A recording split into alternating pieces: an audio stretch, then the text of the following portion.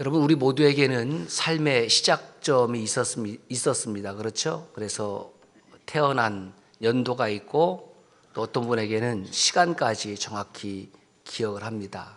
그래서 우리가 살아가면서 몇 년생이냐, 이게 참 중요하죠. 그래서 나보다 동생인지 또 형인지 누이인지 뭐 이렇게 우리는 구별해 가면서 또 서로 존중해 가면서 살아갑니다. 그런데 몇 년생이냐보다 더 중요한 것은 뭐냐면 어떻게 살고 있는지, 그게 더 중요하잖아요. 그리고 마지막에는 뭐가 더 중요하냐면 그가 어떻게 살았는지, 그가 어떻게 인생을 마쳤는지는 우리가 태어남보다도 사실은 더 중요합니다. 우리가 이 세상에 태어날 때에 우리 모두 그것은 삶의 시작점이었습니다. 그렇게 시작점이 있다면 삶의 끝이 있습니다. 이렇게 말씀을 드리면 어떤 이는 아니 누가 그 끝을 정했나? 옆 사람에게 물어보세요. 그대가 끝을 정했습니까? 예? 끝을 정한 사람은 아무도 없습니다. 하나님께서 그렇게 정하셨습니다. 아니 왜 인생을 강건하면 7, 80이요. 어떤 이는 100수도 한다는데 왜 어떤 이는 40도 못 살고 어떤 이는 50도 못 살고 그렇게 끝내야 됩니까? 그런 질문을 우리가 얼마든지 하고 살아가지 않습니까? 인생의 시작과 끝을 누가 정했습니까? 하나님께서 정하셨습니다. 하나님은 시작과 끝의 주인이십니다. 말씀을 좀 볼까요? 이사야 44장 6절부터 시작. 나는 처음이요 나는 마지막이라 나 외에 다른 신이 없느니라. 이사야 48장 12절. 야곱아 내가 부른 이스라엘아 내게 들으라. 나는 그니 나는 처음이요 또 나는 마지막이라. 같이 읽습니다. 계속해서 계시록 1장 8절. 주 하나님이 이르시되 나는 알파와 오메가라. 이제도 있고 전에도 있었고 장차 올 자요 전능한 자라 하시더라.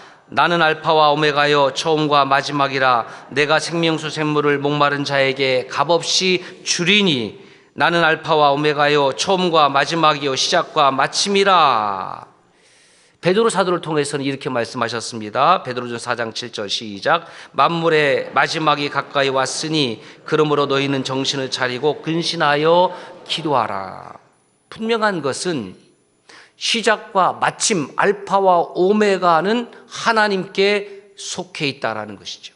그리고 오늘 이 시대를 향해서 우리를 향해서 주님께서 친히 어떻게 말씀하고 있냐면 만물의 마지막이 가까이 왔다. 만물의 마지막이 있다는 거예요, 없다는 거예요? 있다는 겁니다. 내 인생의 마지막만이 있는 것이 아니라 온 우주 만물을 창조하신 하나님의 마지막이 있다고 말씀하십니다. 저는 이 말씀을 그대로 믿습니다. 그러면 이렇게 질문할 수 있습니다. 아니 장난하는 것도 아니고 마지막으로 다 끝날 것 같으면 뭐하러 창조하시나? 여러분 이렇게 질문할 수 있잖아요. 아니 그렇게 접을 거면, 그렇게 끝을 맺을 거면 뭐하러 만물을 창조하시고 시작하셨습니까? 하나님께서 지금 온 우주 만물을 가지고 게임하시는 겁니까? 이렇게 질문할 수도 있습니다. 그런데 하나님은 이렇게 말씀하십니다. 만물의 마지막이 있지만 그것이 완전히 끝이 아니다라는 거예요. 요한계시록 21장 이렇게 1절 이렇게 말씀하십니다. 시작. 또 내가 새 하늘과 새 땅을 보니 처음 하늘과 처음 땅이 없어졌고 바다도 다시 있지 않더라. 만물을 새롭게 하시는 하나님, 새 하늘과 새 땅을 주신 하나님, 잠시 인생 70, 80 살다가 그것으로 우리의 삶이 끝나는 인생이 아니라 예수 그리스도 안에서 본어게인 거듭난 자들에게 새하늘과 새 땅을 선물로 주실 줄로 믿습니다.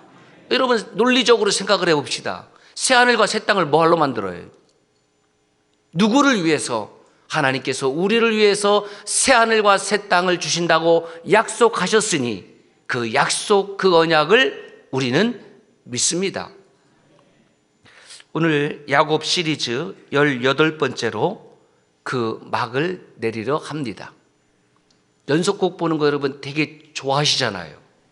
요즘 뭐 최고 인기가 폭삭?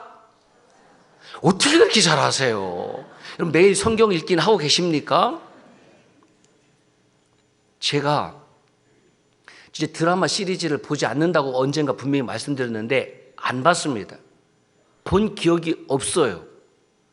그런데 최근에 제가 그 폭삭 소가수다? 그거를 제가 월요일날 쉬잖아요. 어떻게 한번 봤어요. 폭삭 빠져들었어요. 성도님들이 그거 보는 걸 전 100번 공감을 합니다.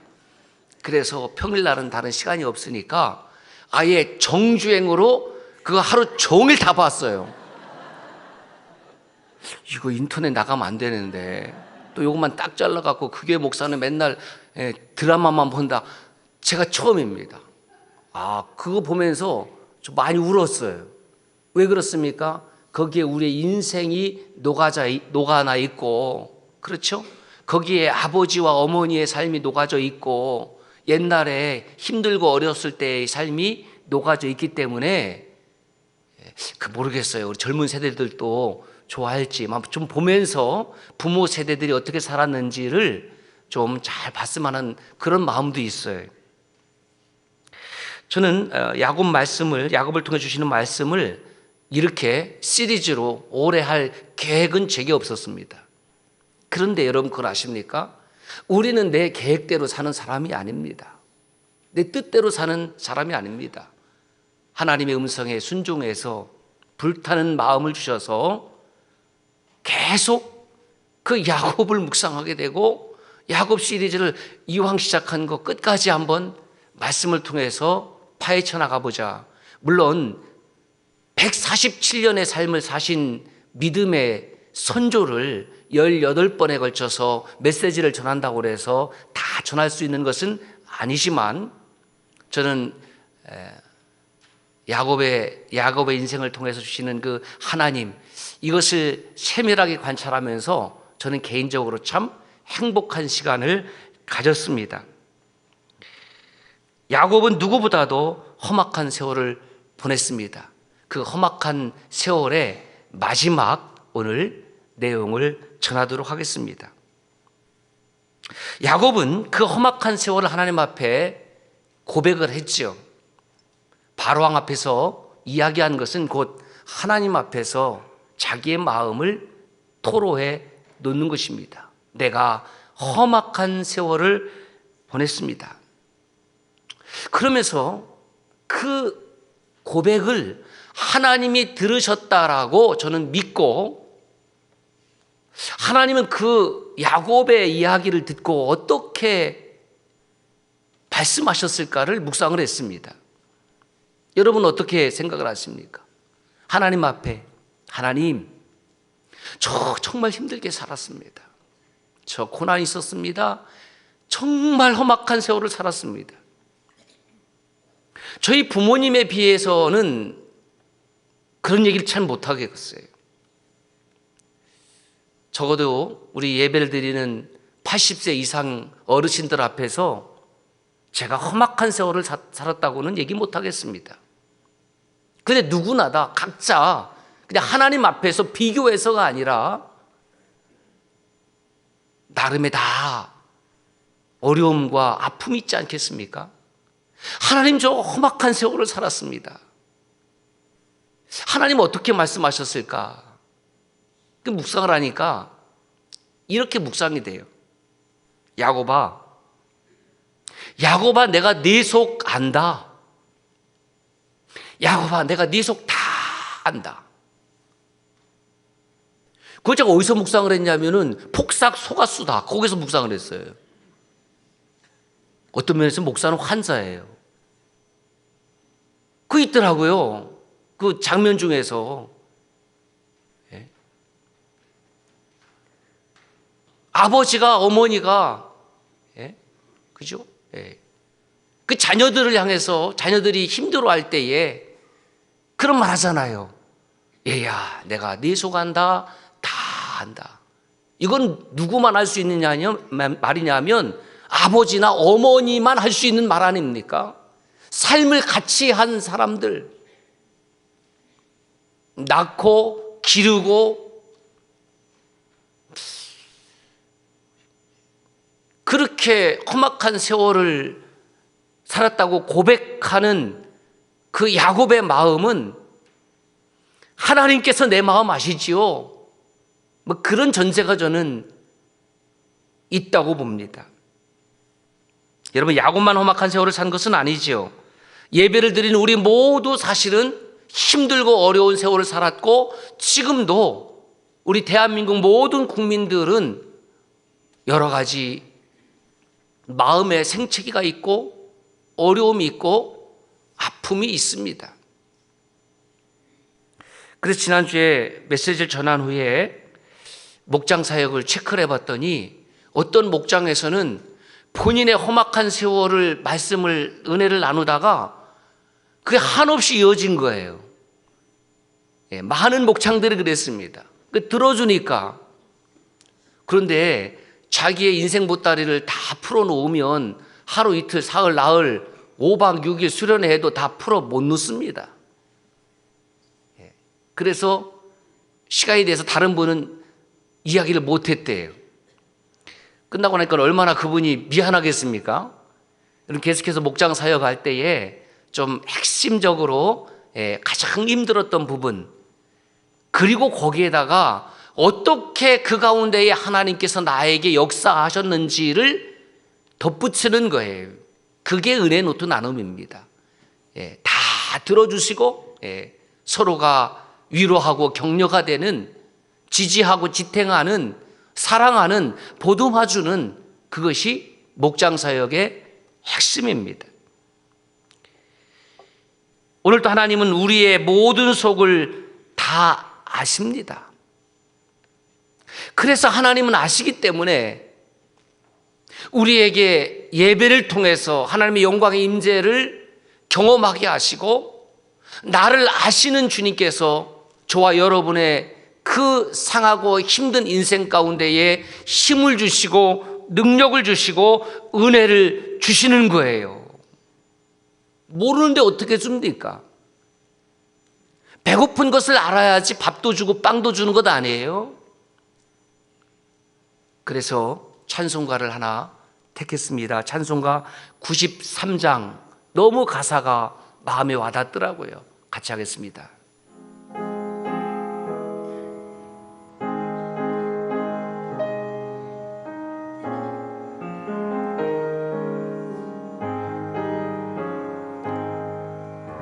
예수는 나의 힘이요 내 생명 되시니 구주 예수 떠나 살면 죄중에 빠지리 눈물이 앞을 가리고 내 맘에 근심 쌓일 때 위로하고 힘 주시리 주 예수.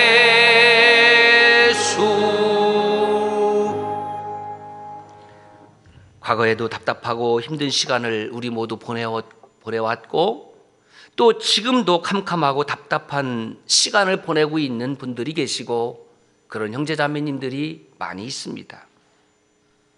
그러나 우리 하나님은 우리가 있는 여기에 거기에 계신 여호와 삼마의 하나님이십니다. 하나님, 제가 이렇게 아프고 제가 이렇게 고통 가운데 있는데 하나님 어디 계십니까? 라고 질문할 수 있습니다. 그때 하나님은 이렇게 말씀하십니다. 내가 그 고통 가운데에 너와 함께 있다. 우리가 믿는 하나님은 나와 떨어져 있는 하나님이 아니라 나와 함께 하시는 하나님 것을 믿습니다. 우리 하나님은 우리의 삶의 아픔과 눈물 그 현장에 계시고 그 아픔과 눈물을 바꾸어서 기쁨으로, 바꾸어서 선으로 만드시는 분이십니다. 그러므로 그리스도인에게서 형통이라는 것은 다른 것이 아니라 하나님이 나와 함께 하시는 것. 같이 읽어볼까요? 시작. 그리스도인의 형통은 예수 그리스도께서 나와 함께 하는 것이다. 무슨 말이냐? 지금 여러분 가운데에 불통되는 일이 있습니까? 아픈 것이 있습니까? 어려운 것이 있습니까? 그러나 하나님이 지금 내 삶 가운데 함께 계시다고 하면 이미 우리는 형통의 삶을 살고 있는 것이다. 이겨놓고 싸우는 싸움이라는 겁니다. 이겨놓고 싸우는 싸움. 질병으로 또 삶의 다양한 문제로 고통 가운데 있지만 미래적으로 생각을 하면 우리는 하나님이 함께 하심으로 이겨놓고 싸우는 싸움을 싸우는 것이다. 저는 그렇게 믿습니다.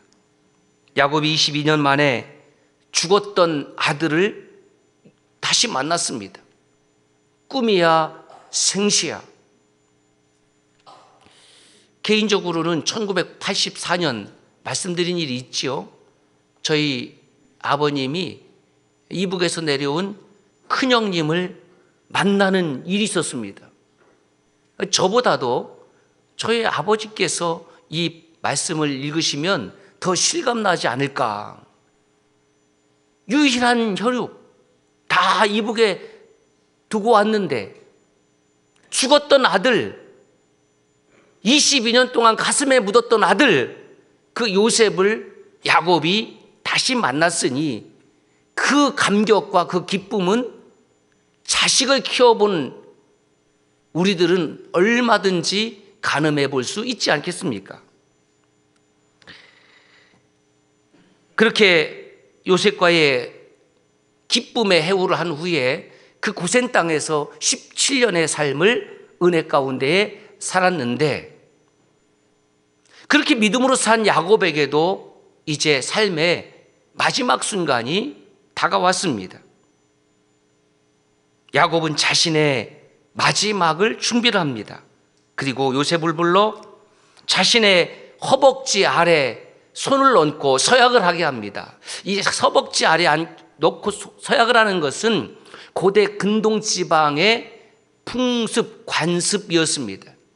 아마도 허벅지는 생명, 가장 중요한 근원, 힘, 이런 것을 상징하는 곳이라고 여겼기 때문일 것입니다. 그 창세기 24장에 보면 아브라함이 아들 이삭을 위하여 그 종 엘리에셀을 보냅니다. 며느리감을 좀 택해와라. 그렇게 보낼 때에 엘리에셀도 아브라함의 그 환도뼈 밑에 손을 얹고 서약을 합니다. 아주 엄숙하고 거룩한 서약이죠. 이것은 서약의 또 절대성을 의미하기도 합니다.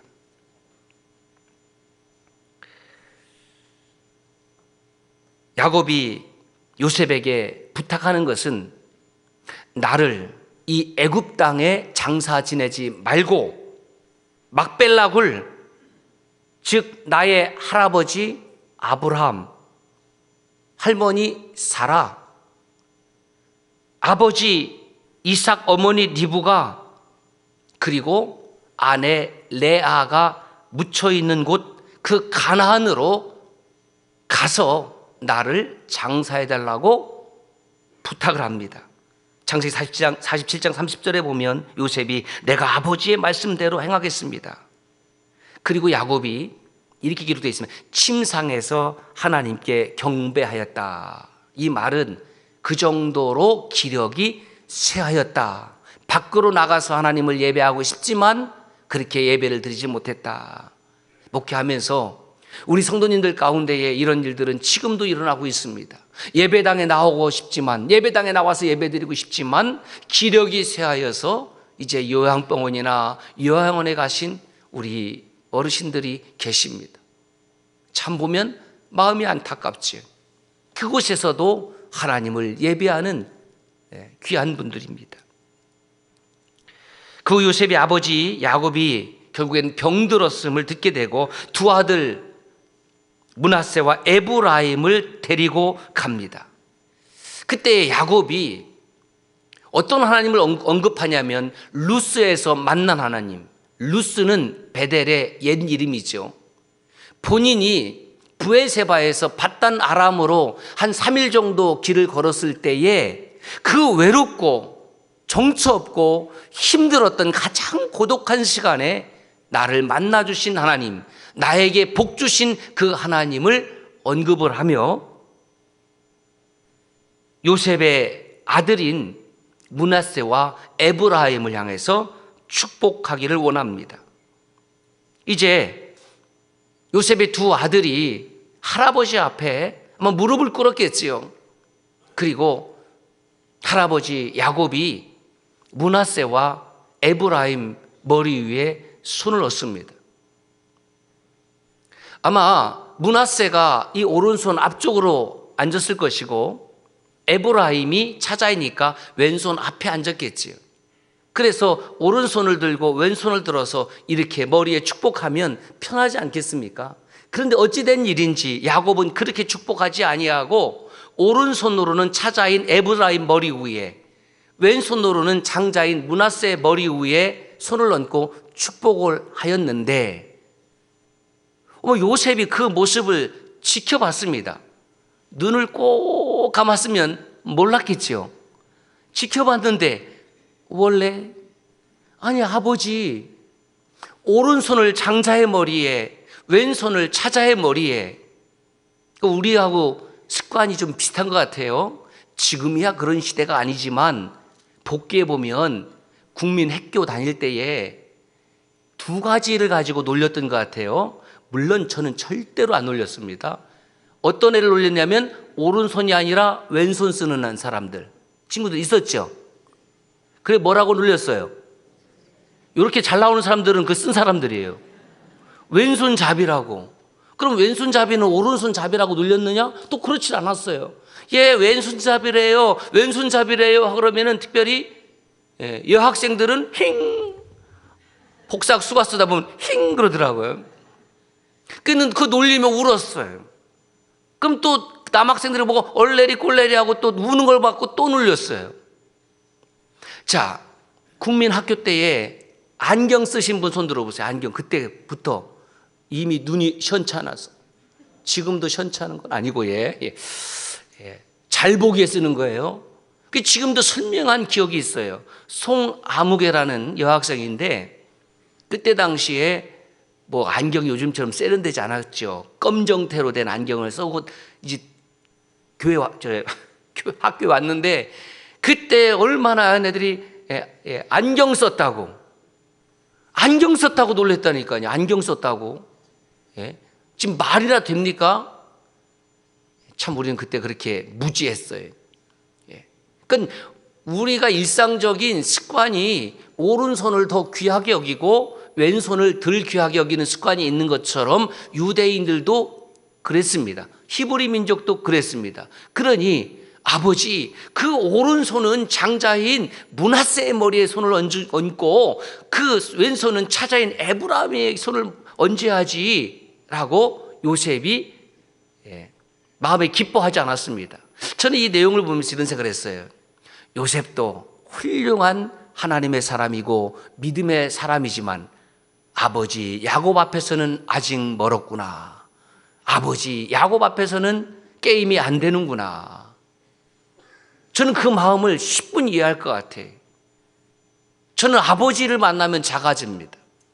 아버지의 그 믿음과 그 영성 앞에서 보면은 참 저는 얼마나 형편없는 아들이고 형편없는 목사인지. 그 시절에 목회자들은 정말 헌신적이었거든요. 밤낮을 가리지 않았거든요. 그렇게 해서 성도님들을 돌보았고 주님의 몸된 교회를 사랑했고 그래서 그때 교회가 흥황하지 않았습니까? 목회자뿐이겠습니까? 가만히 떼기를 깔고 그 다음에 마룻바닥에서 오면 방석을 피고 그렇게 기쁜 마음으로 헌신했을 때에 한국교회는 부흥하고 흥황했는데 이제는 그러한 복음의 열정도 사라지고 헌신도 사라지고 그러니 당연히 교회가 쇠락해질 수밖에 없지. 여러분, 우리 함께 주님 오시는 그날까지 우리에게 주신 이 아름다운 동산, 이 예배당은 저와 여러분들의 손으로 가꾸고 청소하고 헌신할 수 있기를 주의 이름으로 축복합니다. 그것이 사라지면 교회는 건물이 되고 마는 것입니다. 요셉은 아버지의 깊은 뜻을 알지 못한 채 아버지가 연세가 많아서 착각하거나 잘못됐다고 생각을 했습니다. 그때에 창세기 48장 19절에 보면 야곱이 분명하게 이렇게 대답을 합니다. 같이 읽어볼까요? 시작. 나도 안다 내 아들아 나도 안다. 그 밑에 히브리어인데 이렇게 썼어요. 야다티 분이 야다티 감. 한 번만 해볼까요? 시작. 야다티 분이 야다티 감. 뭔가 똑같이 생긴 글자가 야다티, 야다라는 알다라는 뜻이에요. 맨 밑 뒤에 감은 영어로 하면 이분, 뭐뭐조차, 뭐뭐도 이런 뜻이에요. 땡감이 아니야. 야다티 분이, 분이는 벤, 아들에서 나온 거예요. 안다, 아들아. 나도 안다 이런 뜻이에요. 영어로 하면 I know it. 나는 그것을 안다. 마이선 아들아. 나도 안다. 그런데 왜 그렇게 했습니까? 그것이 하나님께서 원하시는 것이었기 때문에 그렇습니다. 자연적인 출생은 이삭보다 이스마엘이 먼저 태어났습니다. 그리고 자신도 형 에서보다 늦게 태어났습니다. 그런데 하나님께서는 늦게 태어난 이삭과 야곱을 하나님의 장자로 세우셨습니다. 무슨 뜻이냐 하면 우리가 생각하는 것과 하나님의 생각하는 것은 달라도 너무 다르다는 겁니다. 우리는 신앙생활 하면서 내 생각과 내 뜻을 이야기를 합니다. 그럴 수 있습니다. 그러나 하나님의 생각과 하나님의 뜻에 우리는 내 뜻을 순종하고 복종시키기를 원하는 사람들입니다. 내 뜻은 이러했지만 하나님께서 그 오른손을 에브라임에게 왼손을 므낫세에게 그렇게 감동을 주셨기 때문에 야곱이 그렇게 한 것입니다. 20절 같이 읽겠습니다. 시작. 그날에 그들에게 축복하여 이르되 이스라엘이 너로 말미암아 축복하기를 하나님이 내게 에브라임 같고 므낫세 같게 하시리라 하며 에브라임을 므낫세보다 앞세우었더라. 내게 에브라임 같고 내가 므낫세 같게 하리라는 이 문장은 후에 그 후손들이 서로 축복할 때 쓰는 문장이 되었습니다. 그리고 요셉에게 이렇게 말합니다. 21절 볼까요? 이스라엘이 또 요셉에게 이르되 나는 죽으나 하나님이 너희와 함께 계시사 너희를 인도하여 너희 조상의 땅으로 돌아가게 하시려니와. 그래서 이 문장에 보면 이 고백을 보면 야곱이 하나님을 어떻게 생각하고 있었느냐 두 가지예요. 첫째는 언제나 자신과 함께 하시는 하나님. 따라서 하실까요? 언제나 나와 함께 하신 하나님. 여러분 이것이 무엇인지 아십니까? 이것이 복음이에요. 하나님이 옆에 형제 자매도 사랑하지만 복음은 하나님이 나를 사랑하시는 겁니다. 이게 기쁜 소식입니다. 옆에 형제 자매를 구원하는 것도 하나님의 사랑이지만 하나님이 나를 구원하셨습니다. 이것이 복음이에요. 두 번째로는 야곱은 자신의 인생길을 인도하신 하나님이라고 고백합니다. 저와 여러분들도 하나님은 언제나 나의 하나님이십니다. 나와 함께 하신 하나님입니다. 하나님은 나의 인생길을 인도하시는 하나님이었습니다라고 고백하며 살기를 주의 이름으로 축복합니다. 야곱은 자신의 한계를 겸손히 인정도 하죠. 어떻게 인정합니까? 나는 죽지만. 여러분 어떻게 인생을 마치시렵니까?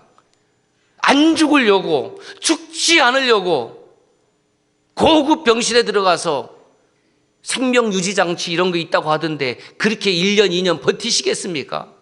그런 분들도 있더라고요, 보니까. 어떤 재벌 총수는. 그러나 결국 죽음을 피해갈 수 없지 않습니까? 자신은 죽지만 하나님은 죽음이 없으시기 때문에 나는 요셉 그리고 우리 손주들과 함께 할 수 없지만 하나님은 죽음이 없으시기 때문에 하나님이 너와 함께 하실 것이다. 하나님이 손주들과 함께 하실 것이다.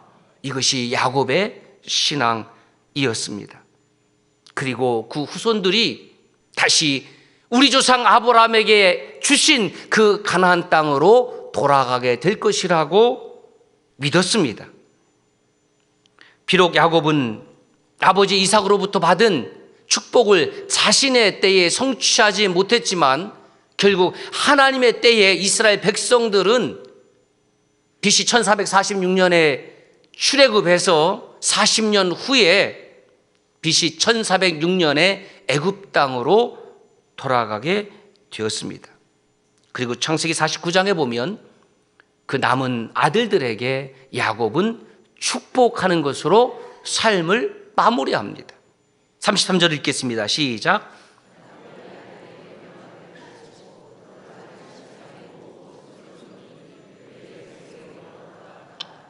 여러분, 서두에 말씀드렸지만 시작 참 감사하죠. 우리가 이 세상에 태어난 것 참 은혜죠. 복이지요. 그런데 더 중요한 것은 마침입니다. 우리 모두의 시작점은 각기 다릅니다. 쌍둥이도 시간차가 있습니다. 그러나 그리스도인들의 마침은 모두 똑같습니다. 왜요? 하나님 나라에 들어가는 것 때문에. 그래서 오늘 메시지를 전하면서 이렇게 저도 결단한 거예요. 야, 나도 삶의 마지막은 야곱처럼 그렇게 신앙 고백을 하고 야곱처럼 그렇게 자녀들에게 축복하고 마쳐야지. 할렐루야. 여러분들도 그렇게 준비하시기를 바랍니다.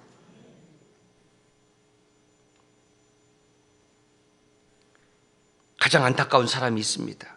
그것은 믿음으로 시작했지만 믿음으로 마치지 못하고 도중에 하차하는 사람들.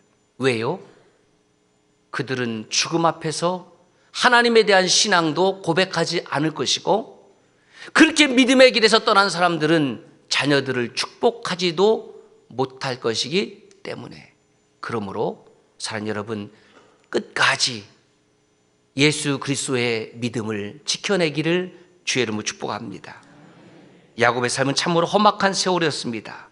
그런데 그 마지막은 참으로 거룩하고 아름답고 장엄합니다. 그 모습이 이것입니다. 첫째는 야곱은 생의 마지막 순간에 어떻게 했다? 자녀들을 축복했다. 다시 말씀드립니다. 여러분도 저도 그렇게 되기를 바랍니다. 두 번째, 야곱의 숨을 거두었습니다. 여러분, 거두었다. 무슨 뜻입니까?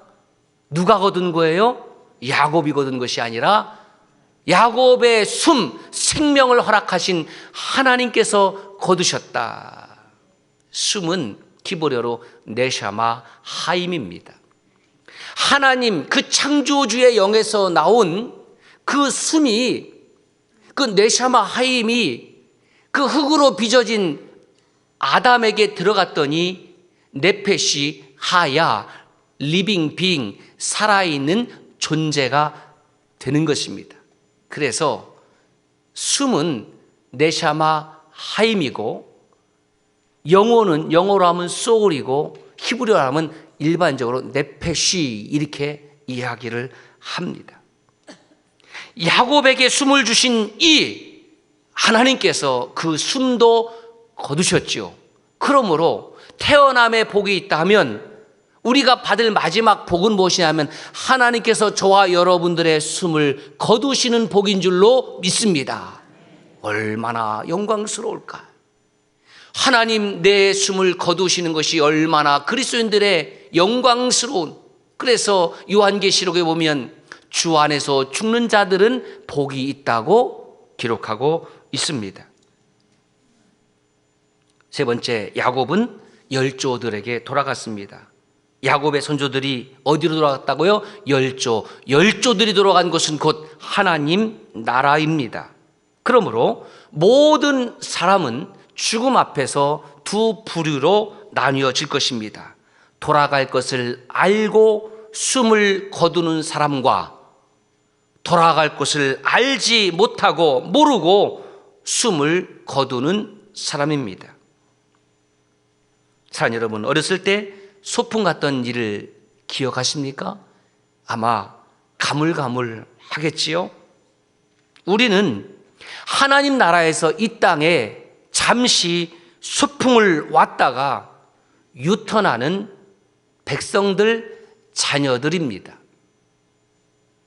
야곱의 유턴, 그 유턴의 최종 목적지는 하나님 나라였습니다. 야곱은 바로 저와 여러분의 모습입니다. 야곱의 유턴은 그래서 나의 유턴입니다. 저와 여러분의 유턴의 종착지는 어디입니까? 기도하겠습니다.